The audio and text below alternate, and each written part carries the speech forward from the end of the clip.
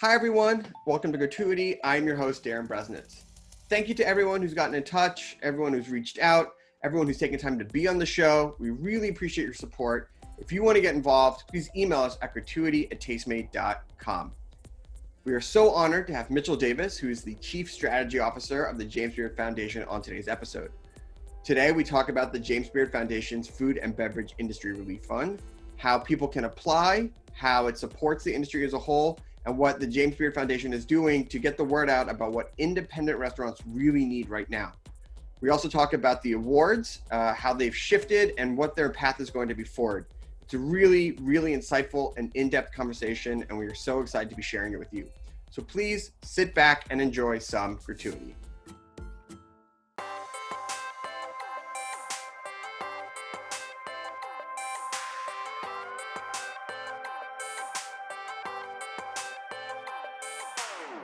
Mitchell Davis, thank you so much for joining us here in Gratuity. We really appreciate you taking the time out of your schedule to sit down and chat with us. Happy to be here. You know, James Beard Foundation has always been a longtime supporter, advocate, mouthpiece, champion of restaurants and independent restaurants for years and years and years. And obviously when the pandemic hit, it's not a surprise that you were going to organize some sort of response. How did you decide on the James Beard Foundation Food and Beverage Industry Relief Fund? Why did you feel that a fund was the best way forward for you? It's a good question, and I'll take a step back first and say, I don't know that we knew what we would do. I mean, yes, we have supported and celebrated the industry for our 33 years, but I mean, it was very clear very quickly that this was something unprecedented, and the industry has also supported us for that time. And so we immediately felt like now was the time we had to throw everything we can, even not thinking about us as an organization, into helping an industry because we would not exist without them. It wouldn't be totally accurate to say that the fund was the first thing we thought of, frankly. What happened is some of our partners, longtime partners like San Pellegrino, reached out to us to make an incredible donation and see if we could figure out what to do with it. And it's not something we'd ever done before. I mean, we give out scholarships and occasionally some small grant things to individuals. It turns out it's not something that's actually been done before broadly, that is to give money to businesses, to for-profit businesses, which is very different from individuals. So a lot of funds are giving money to workers, and there's a precedent and a mechanism for that.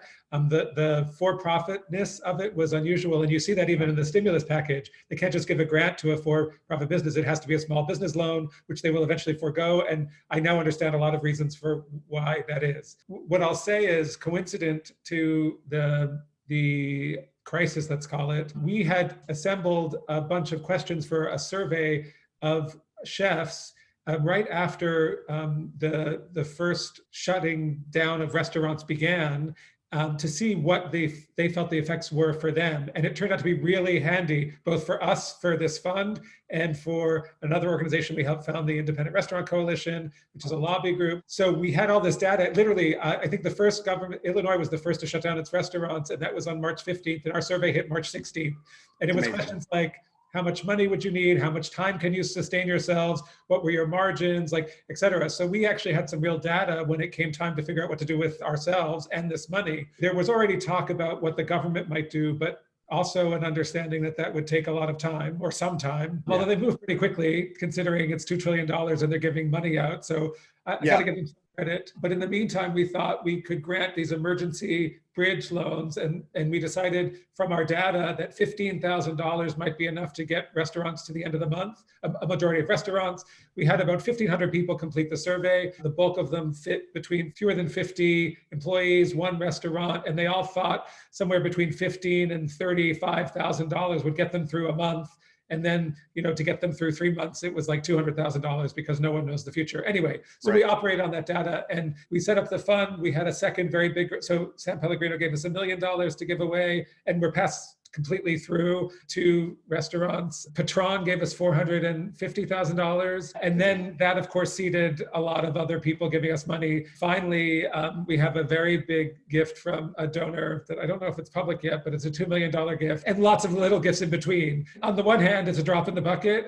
Our data, when we calculated how much money the industry would need, it came to about $250 billion, which became the number that we've used to lobby Congress for the sort of cutout of the restaurants. restaurants. So this is just a little bit of money, but for the individual businesses, it's not a little, it's a material amount of money. So we decided to really play the game on a few different levels and try to help as much as we could. Yeah, I think you have to really look at it with it being a novel problem and a novel situation, not just thinking that there's one solution. And it's great to see that you're both working with the independent restaurants, also with the new lobby group that you've helped form, but then also knowing that Congress and the government have to be your partner in this in some way. But to focus a little bit more on what the fund provides and the number figure that you reached upon, let's say I've applied and I get it and I get this money. Are there strings attached? You know, what is the money supposed to go to? And if you're saying it's a month and we already know that we've been this in for like a month already and we're extended through May 15th here in LA, what does the fund provide? Like break it down for us. Sure. Let me say that we have the benefit of a trustee named Eric Kessler, who runs a very substantial philanthropic consultancy, who set us up with all the right people. And it turns out it isn't easy to give money away, which is maybe not a surprise. And emergency relief money is even more specific a type of giveaway because you have to make it as simple and as neutral as possible. So we, from the very beginning, ruled out making it anyone who did something for James Beard or anyone who was a nominee or an award. Like there were as few stipulations and criteria as possible were how we were advised and how we ended up setting up the fund. So basically, we opened the fund. We didn't tell anyone in advance, so everyone found out theoretically at the same time. It was a Monday afternoon. The fund was open to any independent restaurant. We specified some brief criteria, only one grant per restaurant group or individual restaurant, it didn't matter. And it was a $15,000 grant. You had to prove that you were an operating business and that you were a restaurant, you know, with seats and service of some kind. There are lots of food establishments these days. And after we verified those sorts of things. Oh, and we divide in order to make sure that it wasn't just concentrated in one place that got our communications, because we're a national organization. We divided the country into the 12 regions that the Beard Awards are divided in. And we gave out on a first come, first served basis as the applications came in with a timestamp on them, all done by the way, by an outside arm. We didn't actually administer any of it. There's this big fund that did the work and holds the money and actually cuts the checks to keep it at arm's length, and all of that required negotiation and whatever. In those 12 regions, as the applications came in, we would, if they qualified and made the proof of business and all that sort of stuff, they would receive the grant. And the first grants went out on Friday. I think the first 36 went out Friday, 3 in each of the 12 regions of the Beard Awards. And the grants are going out as the money comes in. We have all these pledges, but actually the money has to transfer to the account before we can get a check. The next ones will be this week, and we'll keep going, I think, until the end of April, unless another big sort of angel gift comes, because the cost of administering them is quite substantial. In fact, as I was saying before, it's one thing to give a chunk of money to a service entity that then gives the money to individuals, but because these are each different businesses, the checks are cut, there's no sort of intermediary. And the people that we're working with, you know, they give 3 or 4 or 5 checks. Well, they're going to be writing 300 checks, 300 transfers, all this sort of administrative work and IRS paperwork and all that sort of stuff. So we just wanted to keep the back end as simple as possible. So there'll be 3 tranches to the original applicants in a first come as they came into us. You know, not to draw a line between the workers at a restaurant and the owners of a restaurant, you did bring up a little bit. But, you know, it's clearer about people who worked and who are documented, because there's obviously a difference between undocumented workers and documented workers about the extra $600 a week and unemployment and like that. But it is different for the restaurant owners. And then people that we've talked to, it is not as clear. And I know a lot of them are taking no money to support their family. Do you have any insights or stories that you're hearing from these applications or from this data that you collected about the people who are owning restaurants and what they're going through and what their mental state is right now? We have tremendous heart-wrenching data, frankly. And there's been some sense that this week, as things have changed even more, like a little bit of the adrenaline is gone, a little bit of the aspiration of hope, which is coming. But I think there's a different sense of urgency and upset when the reality sits in that no one knows the future right now. Yes, we know, even from the data of our survey, 85% of all employees were laid off. Really difficult thing to do. The interesting piece about the restaurant industry, and much of what we've been doing, is trying to educate Congress people, news people, different types of advocates, and how unique the restaurant business is, because even successful restaurants run on very tight margins, on very low cash reserves. We realize the money that we are giving out now is likely going to go to vendors. It's already been spent. It's one of the challenges of the congressional stimulus package, that they're going to get money that is intended to keep them open, yet they still have to pay for, before they close, the fish orders and the things in order to reopen. And it's not because they don't run the restaurants well. That's how restaurants run. We've heard some incredible things. Many restaurants have started their own fund, and we encouraged people, if you would spend $150 on dinner, go give that to your restaurant. I mean, we did that to our favorite restaurants. We'd normally be eating out, like you said, and we're fortunate. I still have my job. My husband has his job. Like, let's pretend the world is normal and support these folks who we love. So that's one way. There are obviously some restaurants have repurposed themselves to feed either restaurant workers who are unemployed and need food, or hospital workers, or healthcare workers or other essential workers.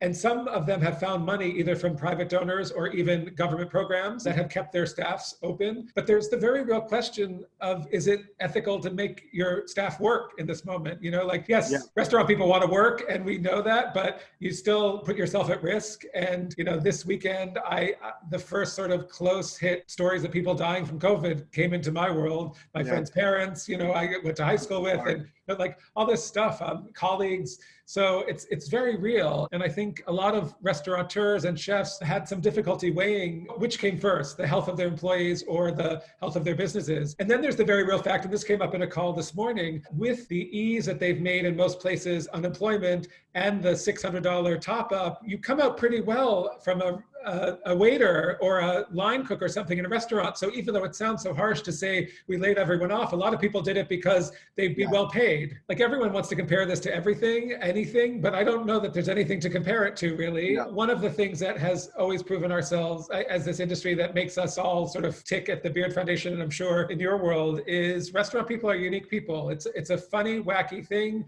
You know, even in the midst of this uncertainty about their own existence, like, I ran into a baker who was delivering hot bread to Mount Sinai Hospital here, not for money, but because he just wants to, they need to do stuff. They need to bring stuff. Yeah. So I mean, it's a pretty unique thing. And I think, we'll get to the conversation about how this changes the Beard Foundation, which is we're raising all this money and giving it away. And we're like, wait a second, we're not going to have events anymore. Wait a second, we can't ask chefs to do things. I mean, it was never easy to ask, but that we could rely on because they don't know what. I want to talk a little bit about where you are with the applications, and then also, now that we are like a month in, right? You have seen a settling in. I think people have decided to sort of try it one way, either take out and shut down, have sort of hit their mark. And the people who have decided to shift to being groceries and things like that have sort of hit their mark. And then people who are looking for help have started doing reach out and things like that. And the response to the fund was overwhelming, to the point where you guys have closed the application process, which is, you know, both amazing and also heartbreaking, because I'm sure if you had endless amounts of money, you would give a check to everyone who applied. But I want to give people a little bit of hope, right? So can you talk about how the fund is going to do rolling applications or reopen?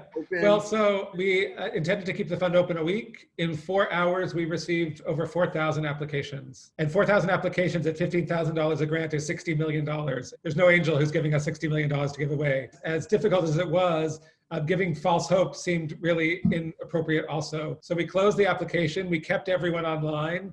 Everyone who came in sort of in order. And as we're raising money, we're not stopping giving it away. So I think we're over $4.25 million right now that we've raised and will distribute. So that's substantial. We'll get through a chunk of the list, but we still won't get through all 4,000 of them. I mean, the early evaluation as we go through, only a few haven't really qualified. And what has been interesting is most of them are single unit restaurants, small, independent, not a lot of names that we know, which was kind of gratifying. I mean, you know, obviously we like to give money to people we know too, but we were trying to reach a broad swath, because I think, you know, one of the things that we think is a positive outcome is, I think people really understand now the role that restaurants play in our communities and our daily lives. And even though, and those are not the restaurants of the fancy chefs and the $300 tasting menus, those are the restaurants that none of us has ever heard of. There's a restaurant on my corner that's still open, and I run into some neighbors in the building here in Manhattan. It's called Tivoli. I never even knew the name. I run into people going there every morning because it's the only thing open for espresso. They don't serve anyone.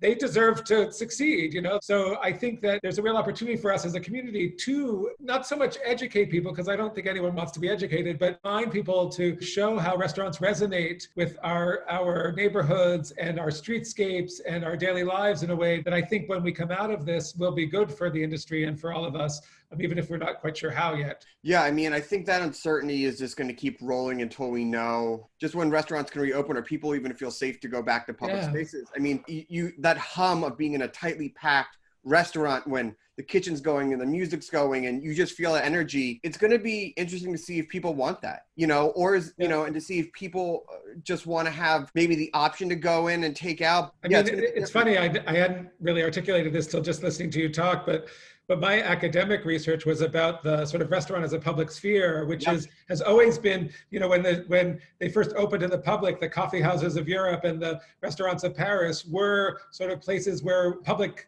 life was performed in a very real way. And then there are all the sort of social and cultural things that happened within them. But there are these funny public-private spaces where we perform this very intimate act of feeding ourselves, because you just eat at home, it's fine. Eating in a restaurant, is it something else? And I think that's the type of interaction and performance that's missing. In some ways, what's happened has accelerated certain trends. People were eating takeout more or eating not in sort of traditional eating places at all, and using apps and all that kind of stuff. And I think that this has tremendously accelerated some of those trends, but it's also shone a light on how some of them fall short, right? They don't have that eating. Even if you're eating the best meal from the best restaurant in the world in your home, it's not like eating in a restaurant for all of the reasons that you mentioned and that we all feel. So I think it's going to be profoundly changed on the other side, not to mention sort of the economic impact and even the political impact of what's gone on, but the social space that restaurants occupy, I think, will be very different. To talk about the political impact of a little bit, one of the silver linings of this is the unification of independent restaurants. You have helped create a lobby group, I guess. I don't really know. It is, yeah.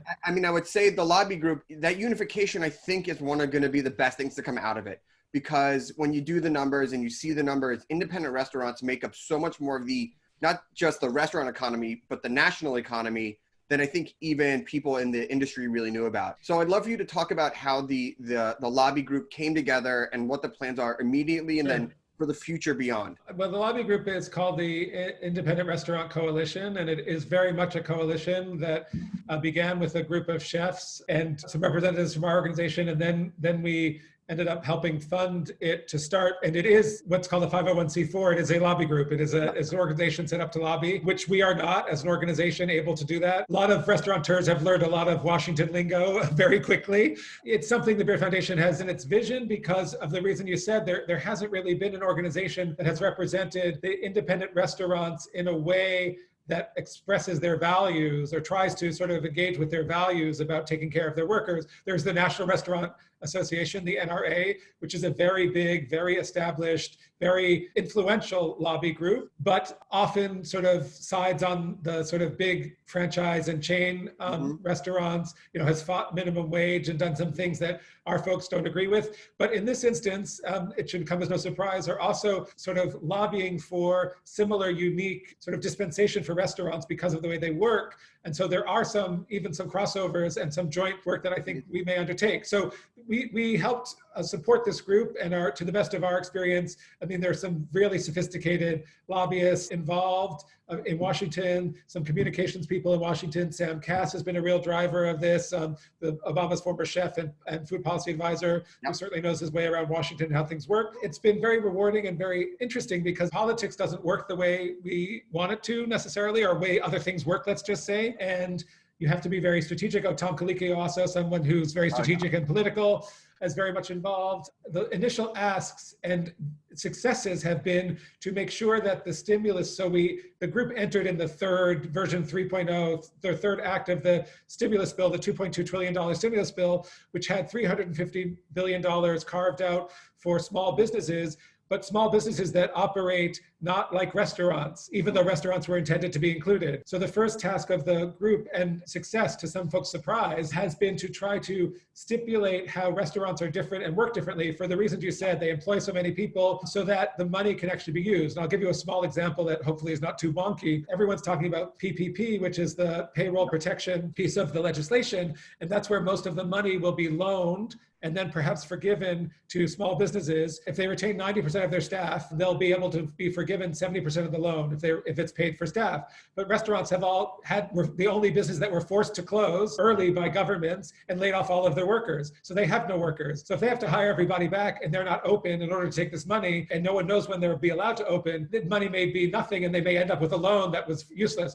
So we've been trying to very successfully articulate those details, because I guess the way that we've learned whenever the bill is written, especially a bill of this magnitude and unprecedented nature, people have a lot of ideas. They vote on it, they say yes, and then everyone has to figure out how to make it work and what they call the technical corrections. So there've been a tremendous amount for every industry of technical corrections, but we have represented the restaurant industry, and this is something that the Beverage Foundation's been working on a long time with our impact programs. We know that people in Washington are interested in hearing from chefs. They love their restaurants. They eat in chefs' restaurants. Even our DC, our lobby folks have been surprised at how influential we've been able to be so quickly. Just to give you one example, Michael Shemtov, who's a restaurateur from Charleston and Nashville, owns some great places called Butcher and Bee, and actually some also franchise restaurants. He was invited by Whip Clyburn to address the Democratic caucus on Friday, and he was given 5 minutes. This is all of the Democrats in Congress to explain the unique perspective of restaurants, and he was given 5 minutes. He was able to take 9. He heard Speaker Pelosi say afterwards, how are we going to carve out special dispensation for restaurants? Like it's insane, that we got that placement. And he did all his homework and he had all his stats. And they couldn't have picked a better representative of someone who believes so strongly in their staff, in the goodness of their workers, and who sort of exists to make good lives for people. So it's been very rewarding, which is not to say there haven't been tremendous setbacks and everyone's already upset and things don't go exactly how you want. And it's like herding cats. Independent restaurants and chefs are like herding cats. There's been a real awakening to the value of influence. We've seen that over the last 10 years, as I said, with the Beard Foundation, but I think even you can see individual voices of chefs rise to this very unique occasion. They have something unique to offer. Everyone's sort of noticing on news and all sorts of media. The chefs have had a presence explaining what's going on. And then they actually have access to senators, to lawmakers, to even staffers, all the people who make these things work. And when you put them all together, it's a very powerful lobby, even though it's dispersed among 500,000 restaurants across the country who in some ways are competing with each other, but actually have a lot of common desires and some significant influence. Yeah, I mean, I think, that it's one of those rising tide moments where that everyone needs to come together. Everyone needs to lift up the independent restaurants so that they can all survive through this together. And in many ways, you can relay that to the popularity of food and its rise in pop culture and how, what you've seen with the foundation and other media people saying that food really is an important part of who we are and how we identify ourselves. And that sometimes transfers to political goodwill. When you can say that you love that steak, you love that martini, you love that chef, it's great to see that you guys are having a role in that as well. And I know that you're also, in addition to the lobbying and to the fund, you're also hosting a bunch of webinars for chefs. Yeah. I'd love for you to talk a little bit about the webinars and what information you're providing. Is it all just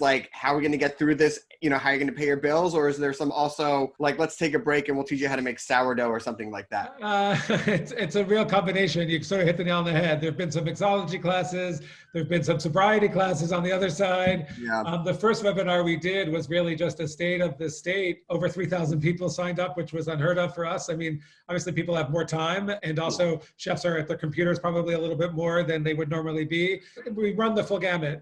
Obviously a good topic is what to do about the stimulus money, both how to access it, how much to ask for, what the risks are, et cetera. And there's a lot of stories and a lot of different advice out there. So we've been providing our own, but also from experts. And then also, what should you know about food safety if you're still doing takeout and coronavirus, and what is infection possibilities and all that kind of stuff. And then some fun things. I think some industries, especially restaurants, which are so person to person, face to face, Zoom is not always tangible in some way. And so any opportunity you can have to touch base with a lot of other people and see faces and hear from others, I think is really key. So we're doing them every day at 2 p.m. Everyone can sign up and join. They're open to everybody. And then a few targeted ones based sort of on programmatic stuff. We've even done some events. We've actually held some Greens events that were virtual. Yeah, a Chicago group got together. In fact, in the Chicago Greens event, one of the members is an ER doc who took 10 minutes off of the floor in her scrubs just to see other people. It was practically in tears to see people having a drink and a cocktail, a little bit of normalcy before she went back to the front line. So yeah, there is some real value, as we all know, in this hospitality world. There really is. I mean, you guys have done such a good job of shining a light on that. And a lot of it has been through the awards. I would say most people get into the JBF through the award show and things like that. And you made the really hard decision this year to not just push the physical awards to TBD this summer, we'll see, but also the announcement of the nominees. You'd announced the semifinalists for the chefs, but none of the media, none of the final people. It's probably a little bit clear of why you pushed the physical awards, But what went into the decision to push the announcement of the nominees? Well, mostly because for us, even though it's not a large gathering, there was a physical event attached. The nominations announcement is usually a breakfast, a gala even in the night before, and a breakfast, and it was supposed to be in Philadelphia, and we were hoping for the last possible second something might even be possible, even that we would go to Philadelphia and do it from there, even if it were virtual, and it just couldn't happen. So we needed to reimagine what that was going to be. There'll be an announcement next week, I can tell you, where we're going to lay it all out. It took some consultation with the different folks who are supposed to be part of all of that. You know, different cities weren't all, New York was first in some way. Well, that's not true. Seattle was first, and then New Rochelle and whatever. You know, there are still places that aren't under the same sort of lockdown that they should be in this country. And so I think we were waiting for the reality to hit in that these things were not going to happen anytime soon. And then the question is, what's the best thing to do? And constantly juggling, because the awards are, let's not forget, for work in 2019, which feels like 1,000 years ago at this point, right? Both whether it's journalist articles or the chef's work, the best restaurants that opened a long time ago. Also, we know we want to be quick at getting them out because we want to make sure both that people have the bump that comes from the honor, but also the longer we wait, the more we fear that that we may not have some of those new restaurants around, or who knows where they're going to be. So we've been trying to be as sensitive as we can. In fact, we reached out to about 20 different chefs from our circle across the country to get their sense of what would be appropriate both for the nominations and the upcoming awards. And we factored that really heavily into our work. That was a separate survey. That was just, let's call someone from every region, old chef, new chef, someone famous, someone not, just to hear what they think. Few of them feel like they wanted to have a party when we spoke to them, even if it were virtual. They were right in the thick at that time of, what do I do with my business? Do I lay off my employees, et cetera? I think there will be a good opportunity for some good news and some acknowledgement. And we're going to use the awards as a bit of a pivot for us of the organization. It's our 30th anniversary this year of the Beard Awards, and that was going to be the focus of all of these celebrations we had planned in Chicago in May. I'm wearing my Good Food for Good t-shirt. I don't know if you can see. We're going to announce an Open for Good sort of campaign that's going to take us for our programming and through some of our communications and through the awards for the next year or so. And the point is exactly as we've been talking about, the sort of good that restaurants bring, the potential they have both for our communities, for the people who work in them, for environmental issues, all the sorts of things that restaurants can be sort of a nexus of good about, or nodes of good in a complicated food system. And we're sort of lining all the pieces up to make a really big celebration of the industry and of all the stuff that people are going through. I mean, that's really amazing to shift the focus and things like that, because I mean, the hard fact is that some of the restaurants that you're celebrating this year might not be around when you finally have the awards. Yeah, that's the hardest thing to imagine, and I don't think it's very real. I think it will be very real. With the shift of that presentation, with the shift of the focus, let's talk about the criteria for 2019 and the 2020, right? Like 2019 is done. People did the work. You know, the deadlines are at the end of last year, so that's sort of set. I don't know if what's happening now affects who would win for 2019, but obviously I don't see in a world where 2020 isn't affected and how you shift who gets an award. Like, do people who shut down and turn themselves into a pantry for undocumented back of house workers, or is it people who made the hard decision to completely shut down their empire? Like, the field is no longer level anymore. How do you plan for the year that passed and moving forward? I don't know how. Tell me what you think. We might interview you. Yeah, I mean, I think so much depends on what happens in the next few months. The cycle for us for awards opens October 1 for the next year. So the 2020 awards begins at October 1. Will restaurants be up and running at full tilt? Seems hard to imagine, and yet it's a few months away. Who knows? Journalism, obviously, there's going to be a tremendous amount of great work has been done. Incredible. Although the media industry has been as decimated as the restaurant industry. It's your world. There was an article in the Times this weekend that was just equally heart-wrenching, especially because they have coronavirus to deal with, but also we're in a political cycle. And I've never been more grateful for journalism than in the last 3 years, and they need to be around. Let's just say that. And then books, everything. So we actually don't have that many answers about 2020. We've really been focused on on 2019, I'll be honest. Certainly, we expanded last year because of the tremendous excitement about restaurants around the country. We actually expanded. We changed the bylaws to announce 10 nominees in the best new restaurant category this year. So there will be 10 nominees when we announce. Will there be 10 total restaurants open, new restaurants this year? We know a lot of restaurants that didn't open are open for a week and closed. I don't even know what we'll do, honestly, but we will do it in consultation, frankly, with the industry, with journalists. The awards, Liv, as you know, are generated by working journalists and former chefs, winners, and all sorts of folks who are engaged in the process. They usually are quite reflective of what's going on. So it's been helpful for us in that the trends emerge quickly for us, unlike Michelin or something, which has a long list of criteria and takes forever to change, even though no one eats in those restaurants anymore, let's say. For us, the awards have always been, I think, quite quick in reflecting what's going on. So I'm hopeful, and I know that the committees that meet are so thoughtful and thinking about what they're going to do already, that somehow they will reflect the categories, will reflect what's happened this year. And I'm sure there will be a lot of special awards for people who've done incredible work, whether for themselves or for others, or organizing, fighting, whatever it is to help everyone survive. There's no way that the tone doesn't shift. And you've seen that with restaurants. You've seen that in media. I mean, this show exists because of that immediate shift in tone, because it's not business as usual, and there will never be going back to normal. It's just going to be a new way that we look at restaurants. And the James Beard Foundation has had a great job in raising the profile of restaurants, as we talked about before. But obviously, as you mentioned, like October, who knows? October 2021, who knows? Anyone who went through the 2008 recession knew that it took years for restaurants to go back from serving fried chicken and cheeseburgers to even the concept of tasting menus, fine dining, and things like that. So we're going to see a long runway to get back to what is going out or restaurants is what we consider as this is the standard. What role do you see the foundation have in helping to support, reshape, define the independent restaurant industry as we move forward? We're a funny organization. We're not quite a trade organization. We're not quite a consumer organization. I mean, we are an awards organization, so to speak. We live in this funny in-between space. And for us, if there isn't a robust restaurant industry, we don't exist. That's what makes people care about us.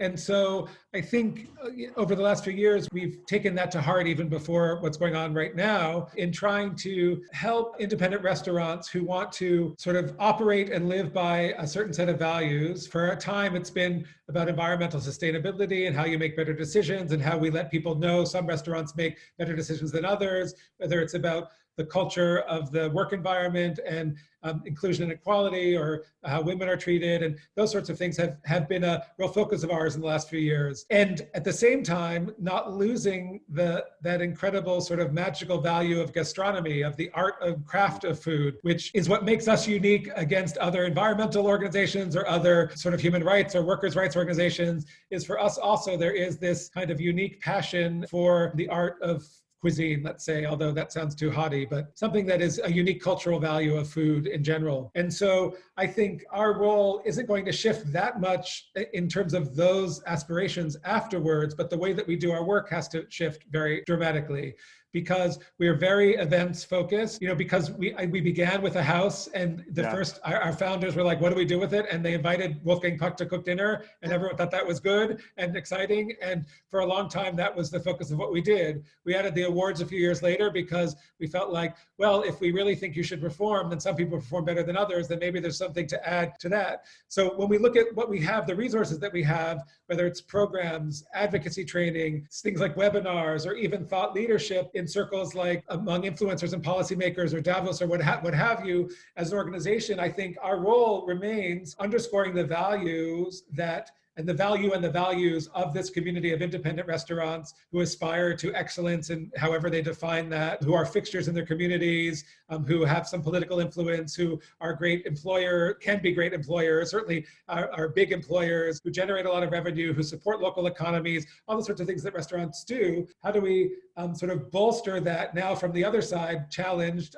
as restaurants are with sort of outdated business models that will not work, I don't think, going forward, whether it's bringing in experts to help negotiate new aspects of those models. Like mixed use development is everyone's favorite words, and a lot of restaurants and food halls are parts of those communities, but they've always been there because they attract people, not because people felt they are integral or they're somehow woven into a system that supports them economically. So whatever layer we can, from getting the diners to understand what they're doing and what's important and what they're paying for. We were just talking today about the transparency of restaurant bills where, because eating out is expensive, people think that there's a lot of money in restaurants. Well, we're educating people that, of course, there isn't. There can be, but there's usually not. And so to be more transparent about where the money goes, how we can help support policies that allow people to charge 4% for healthcare so that people know that money's going to support workers, all those sorts of things that we haven't figured out, but that we think there's an opportunity as an organization to help restaurants achieve what they're doing and help diners understand it. I think is going to be where we play. I think for us, the biggest role may be how our biggest change will be is how events play into that. I just don't know that people are going to want to get together and eat family style meals for a while, I think there's a desire to, but I think there's some realities. We're all becoming OCD right now. Hope to find creative ways to continue to support the business of restaurants and the people who are passionate about it, doing things in a unique and sort of mindful way, and making sure that people go to those things, support those things, see the differences in them. I mean, the same motivator for me holds now as it did 5 years ago when a chef told me they spend an extra $3 a pound on a chicken, they pay, as a portion of healthcare, all these sorts of things. And a review comes out and the reviewer says, well, the chicken was expensive and next door it's $3 less and it's a good roast chicken and you should go eat there, and they want to kill themselves. And I get that. And so I feel like we have to double down on having people understand those distinctions, especially now when there's going to be such a fine hair, I think, between success and not success, to make sure that people are supporting the restaurants that deserve to be supported. That's all I can say. One of the things that I'm hoping for is that there is not this unification of restaurants, that independent artistic spirit still rings true no matter where you go in the city. Maybe it's not as many artists and not as many choices, but if you still want to get a fancy meal or a different take on something that's regional, it's not a nationalized look on it. Yeah, it happens at every level. And I've often said, I've had $5 meals that have been ripoffs, and I've had $500 meals that have been worth 3 times as much. Like there's a value chain throughout the whole eating experience. And it doesn't just happen at the highest, most expensive restaurants.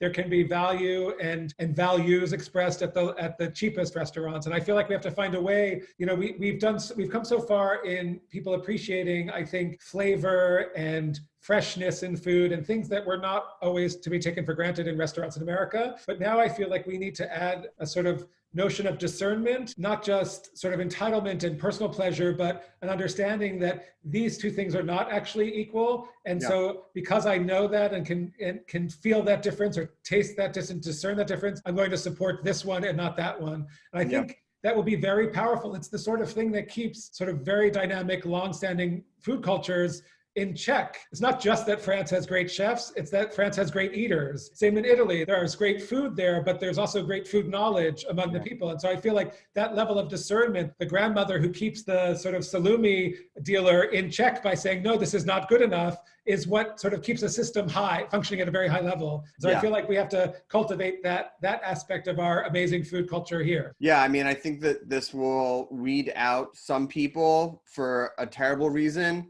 and might weed out some of the people for a leveling reckoning of there being maybe too many restaurants. But I want to end on a really positive note because, in the darkest times, especially as you said at the very beginning, with the group of people who run restaurants, which are these incredibly beautiful, problem-solving, creative people, is there a silver lining? What do we come out better as a whole on the other side of this pandemic? Certainly, and from this minute, the profile of restaurants and chefs, and not because of their celebrity, but because of their community, is higher than ever. The best way to get people to realize how important something is to take it away. And restaurants were the first thing to be taken away. And again, I don't mean fancy restaurants with famous chefs, although I love them and they're great. I just mean every restaurant, every food spot has closed. And when they come back, the first sign of life will be what happens on the street in those places. And so I think that's an amazing opportunity to really do some good stuff in restaurants. And with restaurants, whether it's, the way you treat people, whether it's the cuisines you represent, whether it's that you use restaurants as a place to showcase the producers, as many people do, or whatever it is, that we have this awareness of their value in our social fabric. And I think that we should not waste an opportunity. And I hope that folks rise, as you say. I'm not hoping for some moment of enlightenment. I've given up on those things. Humanity, disproves its path towards enlightenment repeatedly. But I do think that there's a real opportunity for us to use the value that people recognize we have and show the people we employ, the economies we support, the sort of global supply networks that we oil, if you will, and help people who want to do things right, support them in ways because of that value that they now see they have. Certainly, the cultural capital of the restaurant community has risen, and I think, in addition with its political capital and other stuff, but I think the cultural stuff is what's going to be the most useful 5 years from now. Until recently, I spent a lot of time traveling, and what's gone on in restaurants in America has been amazing. The caliber, the quality, the craftsmanship, all the sorts of things that has happened, but it hasn't really been available to the vast majority like the way in other cultures. And so I feel like some of this awareness, some pride of what is happening in American food culture may become more broadly recognized and realized. And I'm hoping that it sort of catapults us into our next phase of what I would call our evolution as a sophisticated food culture, which is, I'll use Italy as an example. When you stop someone on the street and you ask them what's in a puttanesca, they all know, because to be Italian is to know, So those sorts of things, they're not just for rarefied people, they're for everyone. It's what makes you Italian is Italian food. And I would love the same to be true here. Mitchell, I cannot thank you enough. If people want to get involved or they want to read more about the fund or what James Beard Foundation is doing or sign for webinars, where can they go? Where can they stay informed? Our website is really right now the repository for most stuff. You can come to jamesbeard.org and find your way, although I know no one goes to homepages anymore, but you can certainly start there and follow us on social media, Beard Foundation on Instagram and Twitter. You'll see everything happen there. Awesome. Well, thank you so much. Really appreciate you taking the time. Stay safe. Hopefully cook something nice for you and your husband. And thank you again. We really appreciate all the work that you're doing. Thanks, Darin. And thanks for all that you're doing. I love this new format, and it's just so great to have a great conversation with someone. Thanks. Oh my God. It's so great. I look forward to this every day. Awesome. All right. Good bye. Take care. Be safe. Mitchell, thank you so much for taking the time to sit down and talk with us. We really appreciate your insights and for all the information you shared with us. If you at home want to get involved or read more about what the James Beard Foundation is doing, we put some links in the description below. If you want to reach out to us directly, please email us at gratuity@tastemade.com. Thank you so much, and we'll see you next time.